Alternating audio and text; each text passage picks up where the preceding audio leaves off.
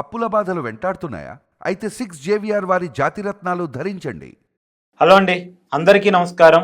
నేను మీ కట్ట కార్తీక్. నాతో ఉన్నారు ప్రముఖ సామాజిక రాజకీయ విశ్లేషకుడు చందు శ్రీనివాస్ గారు. సార్ నమస్కారం. నమస్కారం కార్తీక్ గారు. సార్, మీరు గత 2 రోజులుగా వార్తలు చూస్తుంటారు.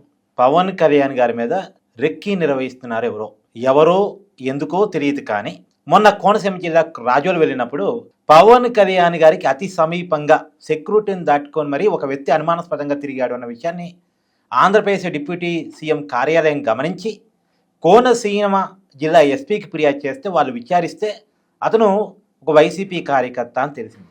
సహజంగా పవన్ కళ్యాణ్ అభిమానం జనసేన కార్యకర్త అయి ఉంటే పవన్ కళ్యాణ్ గారిని దగ్గరగా చూడాలని కోరికతో వచ్చాడేమో అనుకోవచ్చు. కానీ ఒక వైసీపీ కార్యకర్తకి ఏం పని అంటే ఏం జరుగుతుంది? గతంలో కూడా మనం చూసాం, అరకు ఆ పరిసర ప్రాంతాల్లో ఏజెన్సీ గ్రామాల్లో పవన్ కళ్యాణ్ గారు పర్యటిస్తున్నప్పుడు పోలీస్ అధికారి వేషంలో ఒక వ్యక్తి పవన్ కళ్యాణ్ గారికి అతి సమీపంలోకి వెళ్ళాడు. తర్వాత సెక్యూరిటీ సిబ్బంది అరెస్ట్ అయ్యారు, అతను అదుపులో తీసుకున్నారు, వేరే విషయం. కానీ అంటే ఏం జరుగుతుంది అని. ఇప్పుడు రాజకీయాలు అనేది ఏంటంటే ఎట్లా ఉంటాయంటే మనది మీకు తెలియంది కాదు. సుదీర్ఘమైన అనుభవంతో పాలిటిక్స్ తెలిసిన వాళ్ళే పాలిటిక్స్లో సక్సెస్ అయ్యేది. పాలిటిక్స్ కోసం ఏదైనా చేస్తారు. పాలిటిక్స్ ఈజ్ ఎ పాయిజన్ కూడా. ఆంధ్రప్రదేశ్లో మరి ఆ పరిస్థితి ఘోరంగా ఉంటుంది. తన మన చెల్లి అక్క తల్లి ఏమి ఉండదు. అవును, రాజకీయాలు రానంత వరకు వీళ్ళు మంచివాళ్ళు. రాజకీయాలు వస్తే మాత్రం వీళ్ళని ఎలా అయినా డిఫేమ్ చేసి మైండ్ గేమ్లో భాగంగా మానసికంగా కొంగదీయడానికి రకరకాల భౌతికంగా మనిషిని కూడా లేకుండా చేయడానికి కూడా ప్రయత్నాలు జరుగుతాయి. ఒకటి కాదు దీనికి పవన్ కళ్యాణ్ గారికి. ఇప్పుడు మీరు అన్నట్టు మన్యం జిల్లాలో ఇప్పుడు పోలీస్ వేషంలో వచ్చిన ఆయన పట్టుకున్నారు ఫస్ట్ టైం రెక్కి నిర్వహించి. అప్పుడే మన ఛానల్లో చేసాం, జెడ్ కేటగిరీ కావాలి, ఈయనకి మల్టిపుల్గా ఈయన మీద ఇచ్చేయచ్చు. రాజకీయాల్లో ఒక పార్టీని ఒక మాజీ ముఖ్యమంత్రి కుమారుడు ముఖ్యమంత్రిగా చేసిన వ్యక్తిని చెప్పి జగన్ నిన్ను అధపాతాలను తొక్కపోతే పవన్ కళ్యాణ్ కాదు నా పార్టీ జనసేన కాదని చెప్పి చేశాడు. అవును, చెప్పి చేసి ఆ బాధ భయము అని ఉంటుంది కదా. ఆయన రాజకీయాలు ఉన్నంత వరకు మా మనుగడ కష్టం అనేది కూడా ఉంటుంది కదా. అందుకనే ఈ రోజున ఆయనకి థ్రెట్ ఉందనేది అందరి మనం ఆ రోజు చేసాం. ఆయన జెడ్ కేటగిరీ కావాలి. ఇప్పుడు ఆ భద్రత కల్పిస్తే ఈ పరిస్థితి ఉండేది కాదు. అప్పటి నుంచి ఇవ్వాల ఆయనకి 3 లేయర్ సిస్టమ్ భద్రత ఉంటుంది. ఆయన ప్రైవేటు సైన్యం ఆయనకు ఉంటుంది. ఈలోపు డిప్యూటీ సీఎం కాబట్టి ఆయనకి వై కేటగిరీ ఉన్నది. కానీ జెడ్ కేటగిరీ ఇమ్మీడియట్గా కల్పించాల్సిన బాధ్యత అటు ఇంటెలిజెన్స్ బ్యూరో అమిత్ షా గారిది, కేంద్ర హోంశాఖ మంత్రి మోదీ గారిది. ఎందుకంటే మోదీ గారు ఈరోజు 3వసారి ప్రధానమంత్రి అయ్యాడంటే జెడ్ కేటగిరీ సెంట్రల్ గవర్నమెంట్ పరిధిలో ఉంటుంది కాబట్టి వాళ్ళకి ఇవ్వాలి. అది కూడా ఇవ్వాలి అంటే ఎవరు అడగాలి? ఇక్కడ రాష్ట్రంలోనే చంద్రబాబు నాయుడు గారు లెటర్ రాయాలి, నుంచి రాయాలి. ఈయన సీఎం ఆఫీస్ నుంచి రాయొచ్చు అండి. లాండ్ ఆర్డర్ కూడా ఈయన చేతిలో ఉంటుంది కాబట్టి ఇంటెలిజెన్స్ బ్యూరోకి ఇప్పుడు రిపీటెడ్గా జరుగుతున్నాయి. ఇప్పుడు 2వసారి జరుగుతుంది ఆయన జెడ్ కేటగిరీ. ఎందుకంటే ఆల్రెడీ అలిపిరిలో జరిగిన తర్వాత ఇప్పుడు జెడ్ కేటగిరీలో ఎవరున్నారు? చంద్రబాబు నాయుడు గారు ఉన్నారు. ఈయనకు కూడా ఇవ్వాల్సింది. ఎందుకంటే మనకున్న సమాచారం ఆల్రెడీ కేంద్రానికి స్టేట్ గవర్నమెంట్ నుంచి లెటర్ పోయిందని వింటున్నాం, మరి తెలియదు. ఇవ్వాలి యాజ్ ఎర్లీ యాజ్ పాసిబుల్. ఎందుకంటే రేర్ పీస్ అండి. పవన్ కళ్యాణ్ అనే వ్యక్తి క్లియర్ వైట్ పేపర్లు అంటారు. ఆయనకి పదవి వ్యామోహం లేదు, ఏదో ముఖ్యమంత్రి ఇమ్మీడియట్గా అవుదామని కోరిక లేదు. అవును, ప్రజల శ్రేయస్సు ఈ దేశం బాగుండాలనే కోరిక తప్పితే ఆయనకు 2 ఆలోచన లేదు. తన డబ్బులు తన బిడ్డల డిపాజిట్లు కూడా కరిగించి కౌలు రైతులకు ఇచ్చే వ్యక్తి మనం ఎవరైనా చూసావా? డబ్బు మీద ప్రేమ లేదు, పదవి మీద వ్యామోహం లేదు. అటువంటి వ్యక్తి ఏంటంటే రాజకీయాల్లో ఒక అడ్డుగా ఉన్నాడు. ఎందుకంటే ఇప్పుడు మాజీ జడ్జీలు, మాజీ ఐఏఎస్ ఆఫీసర్లు కూడా మూకమ్మడి దాడి ఎవరి మీద చేస్తున్నారు? చంద్రబాబు నాయుడు గారు, లోకేష్ కంటే పవన్ కళ్యాణ్ గారి మీద చేస్తున్నారు. నేను ఉన్నంత వరకు నేను రాజకీయాల్లో రాని అంటున్నాడు పవన్ కళ్యాణ్ గారు. 15 సంవత్సరాలు మేమే ఉంటాం అంటున్నారు. మరి వాళ్ళకి మనుగడ కష్టం కదా. అంటే భౌతికంగా మనిషిని మాట్లాడుకోవడం కూడా ఇబ్బంది ఉంది. ఆ పదం ఉపయోగించడానికే ఇబ్బందిగా ఉంది. ఎందుకంటే మనిషి ప్రాణం చాలా విలువైంది సార్. అవును, ఈ వ్యక్తిని కాపాడుకోవాల్సిన బాధ్యత కేంద్రానికి ఉంది, రాష్ట్రానికి ఉన్నది, ఉభయ తెలుగు రాష్ట్రాలకు ఉంది. ఎందుకంటే 3 కారణాలు నేను చెప్తాను కార్తీక్ గారు. ఫస్ట్, ఈయన 100 కోట్ల మంది హిందువులకి ప్రతినిధిగా హిందూ సనాతన ధర్మాన్ని భుజానికి ఎత్తుకున్నాడు. అవును, సనాతన ధర్మ బోర్డు కావాలని పోరాటం చేస్తున్నాడు. పీఠాధిపతులు, మఠాధిపతులు, గురూజులు ఎవరు చేయలేని ప్రయత్నం ఫస్ట్ టైం ఇండియా హిస్టరీలో చేస్తున్నాడు.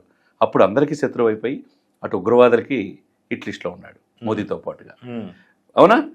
ఆయన 11 రోజులు ప్రాయశ్చిత్త దీక్ష చేసి అడుగుతుంటే లడ్డు అపవిత్రమైందని చెప్పి ఎగతాళి చేశారు ఆయన్ని. ఇప్పుడు సిట్టు సిబిఐ దర్యాప్తులు ఏం జరిగింది? బోలే బాబా కంపెనీ ఎవరు? ఉత్తరాఖండ్ ఏంది అని ఆయన చెప్పినట్టు జరిగినాయి కదా. ఖచ్చితంగా కనపడుతుంది కదా మనకు. అదొకటి ప్రధానమైన కారణం. రెండోది, రాజకీయాల్లో మనిషి అడ్డం వస్తే ఏదైనా చేయటనే సంస్కృతి అనేది మనకు కనపడతా ఉన్నది. ఇటు మోదీ గారికి ప్రీశిష్యుడిగా ఉన్నాడు. దక్షిణ భారతదేశంలో మోస్ట్ పవర్ఫుల్ ఎమర్జింగ్ పొలిటీషియన్గా అవతరించాడు. నేషనల్ పొలిటికల్గా ఉన్నాడు. మహారాష్ట్ర ఎలక్షన్స్ వెళ్ళినా సక్సెస్ రేట్ ఉంది.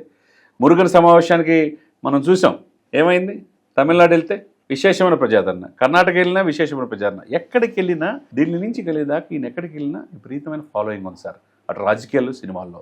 కాబట్టే ఎన్ఎస్జీ, నేషనల్ సెక్యూరిటీ గార్డ్స్ వాళ్ళు కూడా అయ్యా మీ ప్రేమ, మీ అభిమానులను మేము కంట్రోల్ చేయలేమని చెప్పి అంటున్నారంటే దాన్ని బట్టి అర్థం చేసుకోవచ్చు. ఇవన్నీ ఒక ఎత్తు అయితే, ఒకవైపు రాజకీయం, మోదీ గారికి సపోర్టు, హిందూ సనాతన ధర్మ బోర్డు అంటున్నాడు, 80% పాపులేషన్కి ఇతనే ప్రతినిధి కనపడుతున్నాడు. ఇవన్నీ ఒక ఎత్తు అయితే ఫైనల్గా ఒక ఎత్తు ఉంది, ఒకటి ఉంది. ఇతను రెడ్ శాండిల్స్ జోలికి వచ్చాడు. ఎవరు కూడా ఆ ప్రయత్నం ఎవరు చేయలే గతంలో. 4 దశాబ్దాలు మీరు ఎవరైనా చూసారా? అటవీ శాఖ మంత్రి రోల్ ఎందుకు కూడా తెలియదు, ఆ రెడ్ శాండిల్ చూపించిన వాళ్ళు లేరు. అవునా? అటవీ అధికారులతో, సలహాదారులతో వెళ్ళి గత 5 సంవత్సరాల 10,000 కోట్లు ఈ దేశ సరిహద్దులు దాటి వెళ్ళిపోయింది మన సంపద అనేది ప్రజలకు తెలియజేశాడు. ఒక్కసారిగా ఆశ్చర్యపోయారు సార్. తోలు తీస్తా అన్నాడు, తాట తీస్తా అన్నాడు. 4 కింగ్ పిన్లు ఎవరుండైతే ఉన్నారో మా దృష్టికి వచ్చింది, మీరు వృత్తి మానుకోండి, లేకపోతే మీ ఆస్తులు కూడా జప్తు చేస్తామన్నాడు. అంటే ఏంటి, వాళ్ళ ఆదాయం గడ్డిగట్టుటేగా. అడవుల్ని నరమాంస భక్షుల్లాగా ఇచ్చేసి 100 కోట్లు 1000 కోట్లు సంపాదించి రాజకీయాలు శాసించే వాళ్ళకి వాళ్ళ ఆదాయం గడ్డికొట్టినట్టే. వాళ్ళు ఏదైనా చేయగలరు, ఏదైనా చేయడానికి సుపారీ కిల్లర్స్ కూడా పెట్టగలరు. మనం చూసాం పరకామణి కేసులో సాక్షి కదా. కాబట్టి పవన్ కళ్యాణ్ గారిని ఇన్ని థ్రెట్స్ ఉన్నాయి చుట్టూ. ఒక కట్టప్ప అయితే పర్లా, ఇంతమంది కట్టప్పలు ఉన్నారు ఇక్కడ, అనేక రకాలు. కానీ సార్ ఏమంటారు, కట్టప్పలంతా ఒకే పార్టీ ఉన్నారా అని చెప్తున్నా. ఒకవైపు అంతకుముందు అధికారంలో ఉన్న పార్టీ కావచ్చు, మీరు అన్నట్టుగా రాజకీయాల్లో ఇతను ఏంటి బాబు 15 సంవత్సరాలు చంద్రబాబు నాయుడు ఈయన కలిసి ఉంటే అధికారం రాకపోవచ్చు అనేది. 2 హిందూ సనాతన ధర్మం, అది పెద్దది టాస్క్. 3 red sandals. ఇప్పుడు ఇన్ని రకాలుగా ఉంటాయి అంటే ఇంకొకటి 4 ప్రధానమంత్రి మోదీకి అండగా ఉన్నాడు. ఎన్ని కారణాలు ఇచ్చి ఆయన ప్రాణాలు మనం కాపాడుకోవాల్సిన బాధ్యత ఉంది.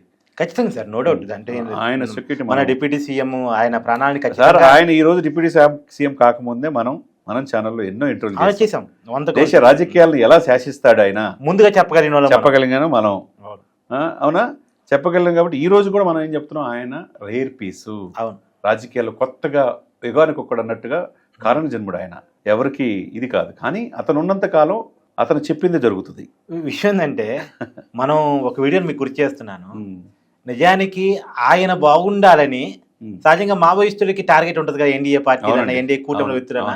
కానీ మావోయిస్టులు కూడా బలంగా కోరుకుంటారు. ఎందుకంటే అడవులు వాళ్ళ చేతిలోనికి ఎర్రచందనం స్మగ్లర్ల చేతిలోకి పోయినాయి వైసీపీ. అంతే కదా, అంతే కదా. కాబట్టి ఇలాంటి సంరక్షించే వ్యక్తి వచ్చాడు ఇలాంటి బలంగా ఉండాలి రాజకీయాల్లో. ఆ రోజు లెటర్ కూడా రాశారు. అవును, అవును. కాబట్టి ఈరోజు చెప్తున్నాను అంటే, అటువంటి గొప్ప విధి విధానాలు గల వ్యక్తి, ప్రజల సంపదని, ప్రభుత్వ ఆస్తులను పరీక్షించే వ్యక్తిని మనం ఇంతవరకు చూడలేదు సార్. డైరెక్ట్ గా ఫీల్డ్ ఎంటర్ అయ్యాడంటే తాట తీస్తేవే.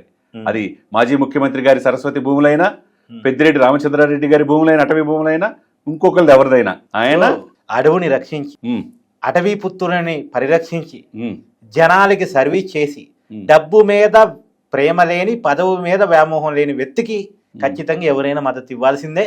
అలాంటి వ్యక్తిని మనం రక్షించుకోవాల్సిందే. రేర్ పీస్ని కాపాడుకోవాల్సిందే. నమస్కారం.